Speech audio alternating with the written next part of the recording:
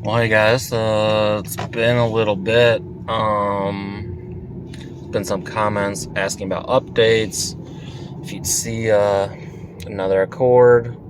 So if you can see the mileage right now, as you can tell, is a lot lower than before. So I did have an accident in early March. Went to a car show. I threw my summer tires and wheels on, which, if I'm honest, the tires needed to get changed. But it was like, hey, it's a one-day thing, 70 degrees out, throw those on, go to the show. And then my plan was the next day to take them off, go back to the stocks, and continue out until when spring was really spring.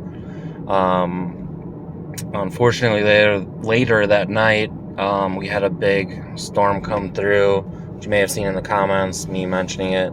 Big storm come through, squall line, like 50, 60 mile an hour winds. It was pouring like crazy, and I got caught in it. And unfortunately, car hydroplaned and ended up being totaled. To be honest, I don't really have any video editing software. I'm just playing with a GoPro or my phone and doing videos and not editing, because I don't really know how, if I'm honest. Maybe one day I'll throw damage pics in or something about it. But so anyway, it's been about 6 weeks. I did buy a new Accord. Luckily, my total payout was basically $2,000 more than I had bought it for 3 years and 33,000 miles later. So I got really lucky there. I bought a new one just because used, I'd have paid more than what I bought my first one new for one with 30,000 miles. So in my mind, it was take the $2,000 that I got over what I originally paid on the insurance payout, take that $2,000. That covers the higher MSRP for a 2-liter sport model now versus in 2018. So right now I'm driving the new 2022 model. Like I said, it's been 6 weeks.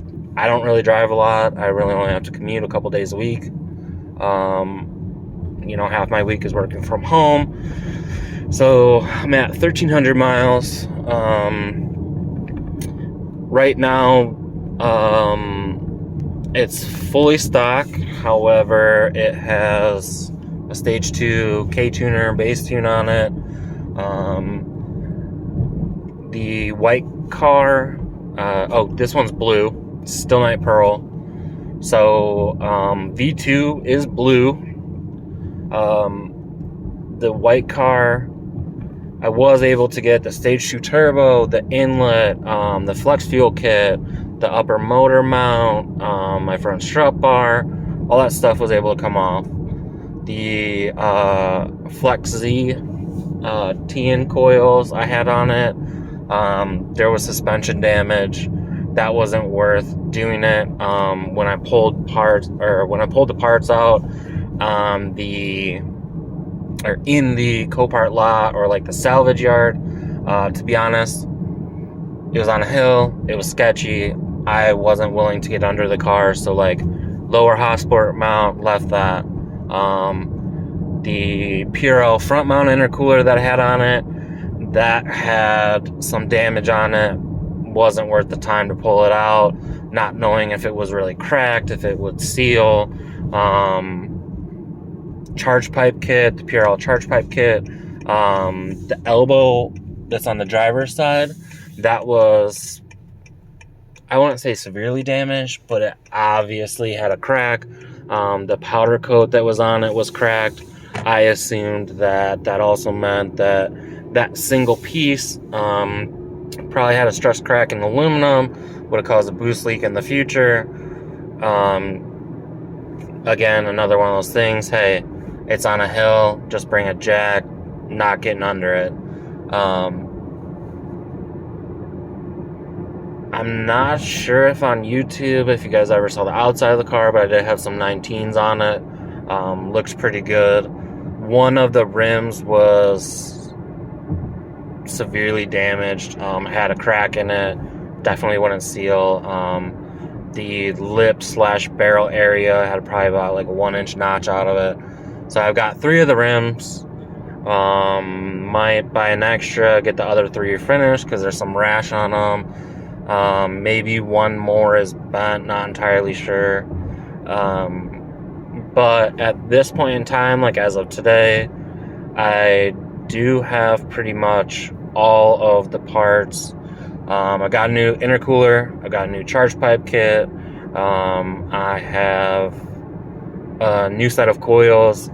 This time I did spring for the Neomax Silvers with Swiss springs, with a custom rate, with an 8K, 10K, so taking 10K in the back. I am hoping that, just in general, that will be better when it comes to overall driving, a little bit more spirited in corners, but also having that higher spring rate, and then using strut, not relying on the strut, be able to get a little bit more, like a better weight transfer for at the track. Obviously, it's an Accord, it's a daily driver, it's my only car. No way you're gonna do like full stiff or be playing with like no strut spring solid in the rear and shit like that. But anyway, I kind of wanted to put it together, do a little bit of an update. I've been slacking on it, putting it off, but I did see some comments which I had missed, some newer ones, some older ones from like a month ago, and just say, hey, in general, stage 2 turbo, like big turbo Accord, from me will be back. It's just a matter of lining up some install times with some of my buddies.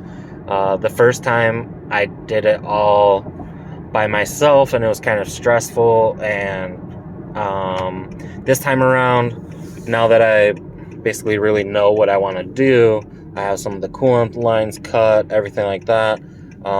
It'll just be a lot easier if I get some buddies over and we kind of bang it out, since I'm not just doing a full bolt-on car to just a turbo upgrade. This one is currently 100% fully stock, and just just do it all, bumper pull, charge pipe kit, intercooler, charge pipes, and that's kind of a pain, pull that stuff.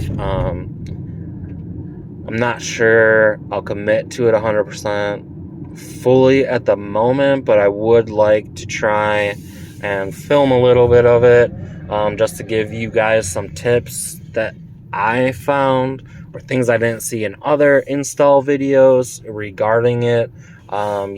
Doing the stock downpipe, how to do the heat shields, once you switch, things like that. Here, actually, you know what? I'll get out.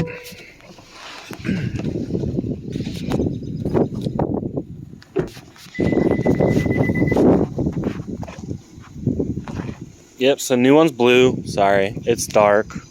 But cool thing was I was able to get from my buddy a brand new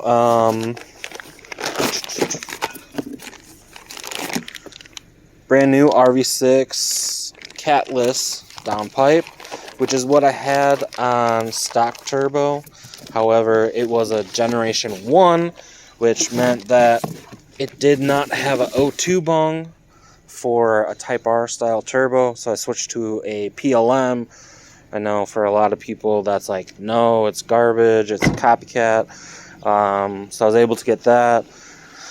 I'm thinking I may take some extra time and go get that ceramic coated, the good kind, from probably Swain. But that might take like a month to get done.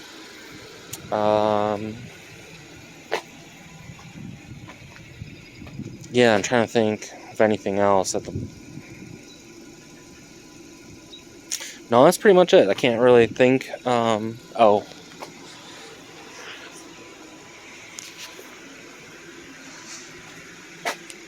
Yep, so here's my stack, my 3 wheels. You can't really see much. It's too dark to see any damage on it. But I got those. Probably get them refinished. Maybe pick a color. I don't know. Maybe switch to 18s. Get rid of those. I still have wheels for the drag pack. Problem is getting tires right now. The skinny tires that I had on order, which were, I ordered them in January. They were supposed to be available in May. That's not happening. I got an update that those might be available second week of July. For the fronts, the ETRs that I got, the Mickey Thompson, that I had an issue. I had those on order for like over 8 months through a distributor network, and that didn't go well. So I canceled there. Gonna try and find some locally, and skip skinnies for the back for now. Yeah, sorry, this kind of like all out of order, but kind of did it on a whim. But yeah, there will be more content from me. You know, again, it's a brand new car. Had it like 6 weeks. It's got 1,300 miles.